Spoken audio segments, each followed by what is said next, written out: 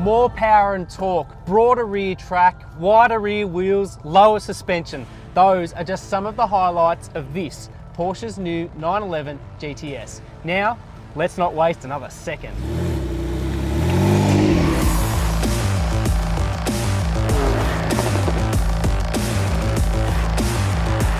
Yes, I'm a little excited.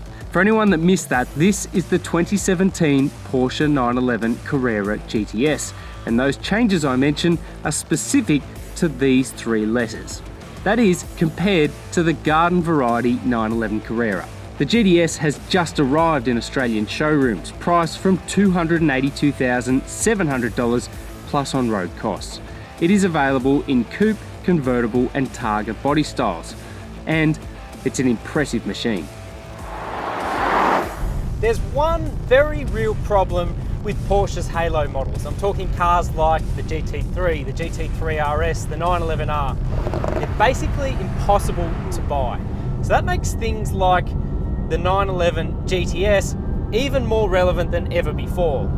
The performance of the GTS is now closer to those halo models than ever before. 0 to 100 takes as little as 3.6 seconds, while the car's top speed is well above 300 kilometers an hour. Beyond the rear-mounted engine, the GTS gets the 44mm broader rear track and pumped-out guards of the Carrera 4, and is fitted with wider 20-inch centre-lock wheels from the 911 Turbo S. The coupes are 20mm lower than the donor car, while the convertibles and the targa are 10mm lower.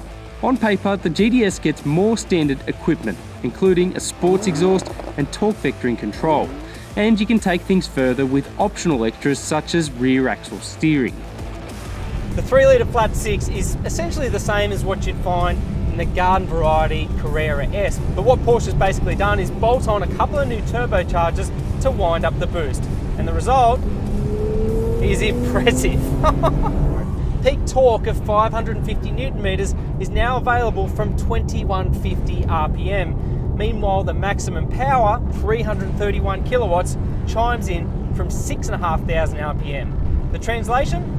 Well, basically, you have power everywhere. Another thing, the GTS is capable of using less fuel than a Toyota RAV4. Its 1,470 kilogram curb weight is extremely well controlled on country roads. Chassis balance is an inherent trait, and the car simply breathes the faster you go, with excellent grip and poise during quick changes in direction. One thing I'm not as convinced with, the sound. Now, the rev ceiling on this turbocharged model is slightly lower than before, and while it is quicker to get there, it's not quite as emotive as the old 911 GTS, and that was one of the real hallmarks of that car. The 4-seat cabin is well proportioned and sets off a strong first impression with quality materials and excellent placement of all the controls.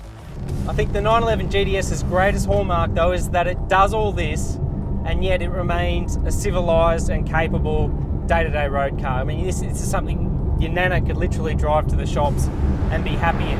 The thing I like about this is that it does raise the bar both in terms of dynamics, power, poise, all the rest, but it's still just as livable. This really is the sweet spot in the 911 range, and to be honest, it's a car that you just want to keep driving, take off into the sunset.